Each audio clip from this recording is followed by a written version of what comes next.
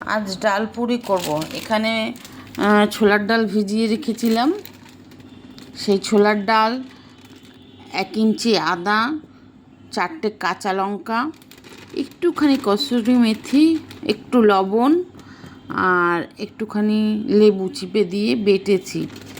Butter পরে রাখা আছে। এখানে আমি নিচ্ছি 2 কৌটো ময়দা, 1 কৌটো আটা, 2.5 কৌটো ময়দা নেব, কারণ একটু বেশি থাকলে ভালোই লাগবে খেতে পরেও।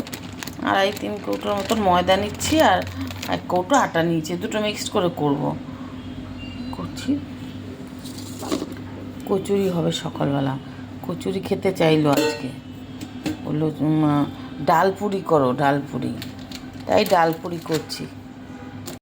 ময়াম দিয়ে একটু শক্ত করে মাখবে ময়দাটাকে, কিন্তু তোমরা এই করে মাখবে না, নরম করে মাখবে না। আটা ময়দা মিশিয়ে করছি, আমার আটা জিনিস খেতে ভালোই লাগে ময়দার থেকে। তারপর সেই ডাল বাটাটা, এই যে ডাল বাটাটা দিয়ে দিচ্ছি। এটা তো সবাই করতে পারে, খুব সোজা। বেরিয়ে না যায় দেখবে, চারদিকে আগে বন্ধ করে নেবে, বন্ধ করে সুন্দর করে গোল করবে।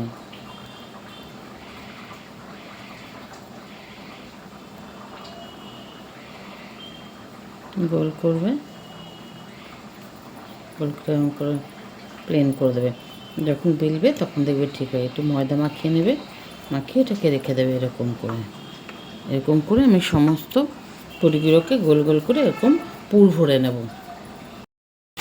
এইভাবে পুরিগুলো সব ভেজে নিচ্ছি এক এক করে। তারপর সুন্দর একটা আলু দিয়ে তরকারি করেছি, সেটা দিয়ে সবাই আজকে সকালে টিফিনটা হবে। সুন্দর করে হয়ে যাবে, দেখো পুরিটা ভাজা। দেখো ডাল পুরি হয়ে গেছে, সুন্দর সকালের টিফিন আজকে এরকমই করলাম, ভালো হয়েছে, দেখেছো?